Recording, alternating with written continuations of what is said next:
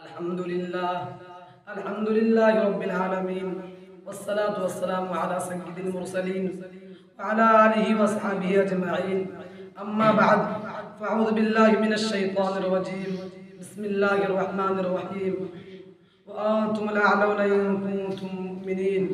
कि वो मुअज़्ज़ज़ थे ज़माने में मुसलमान होकर, कि वो मुअज़्ज़ज़ थे ज़माने में मुसलमान होकर और हम खार हुए तारीख़ क़ुरआन होकर। मेरे मोहतरम बुजुर्गों, दोस्तों, आज मेरी गुफ्तगू का मौजू मुसलमानों की तबाही और उसका इलाज है। आइए इस मौजू के तहत हम अपनी शानदार माजी पर एक नज़र डालकर मुस्तक़बिल की तामीर और तरक्की के सामान तलाश करें। कुरान करीम में रब्बे दुल जलाल का इरशाद है, वअंतुम लअलौना इन कुंतुम मुमिनीन, कि तुम ही सरबुलंद रहोगे अगर तुम सच्चे पक्के मोमिन हो। ये इरशाद बारी हमारी पूरी तारीख़ का इख्तिसार है और इसी में हमारी तरक्की का राज मुज़मर है।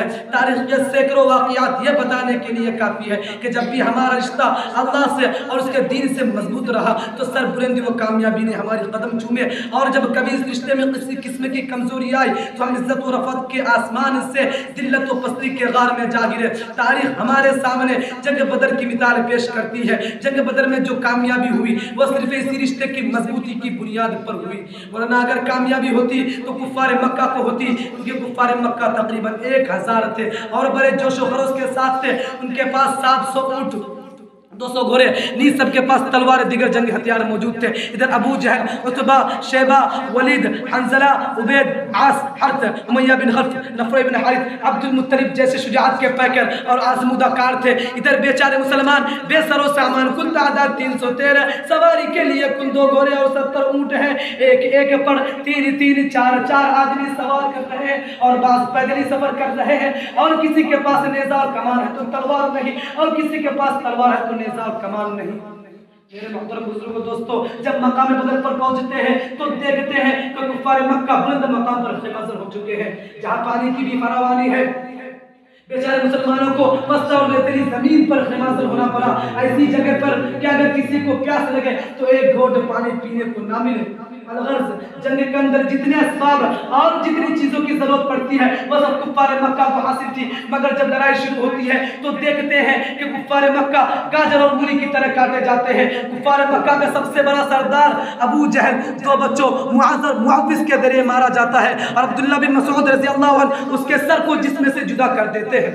मुसलमानों, आप जानते हो कि अब्दुल्लाह बिन मसूद रज़ियल्लाहु अन्हु कौन है? ये वही है जिनको मक्का की सहन में इसी अबू जहल ने मारते मारते बेहोश कर दिया था, और आज मैदान जंग के अंदर वही अब्दुल्लाह बिन मसूद रज़ियल्लाहु अन्हु अबू जहल का सर कलम करते हैं।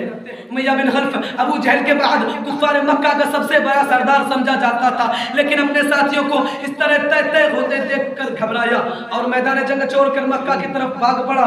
हज़रत बिलाल हबशी रज़ियल्लाहु अन्हु उसके पीछे भागे और करीब पहुंच गए। उमय्या बिन खल्फ घबरा कर घोड़े से नीचे गिर जाता है, पेट के बल लेट जाता है, शोर मचाता है, माफ़ी मांगता है, अमन चाहता है, लेकिन बिलाल हबशी रज़ियल्लाहु अन्हु उसके पेट पर नीचे से तलवार चला देते हैं और उसको जहन्नम रसीद कर देते हैं। मुसलमानों, आप जानते हो कि बिलाल हबशी रज़ियल्लाहु अन्हु कौन है?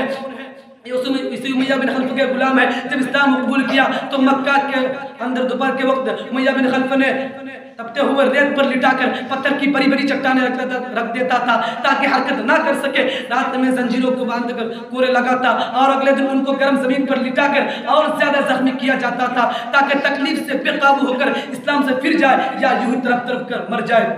पैरों में रस्सी बांधकर मक्का की गलियों में घसीटा जाता था। तरह तरह की अदियतें और तकालीफ पहुंचाई जाती है। तकालीफ देने वाले थक जाते हैं, उगता जाते हैं। कभी उमय्या बिन खल्फ का नंबर आता है तो कभी अबू जहल का नंबर आता है तो कभी औरों का नंबर आता है, और आज मैदान जंग के अंदर वही गुलाम अपने आका व मालिक यानी उमय्या बिन खल्फ को कदर करने के लिए दौड़ रहा है।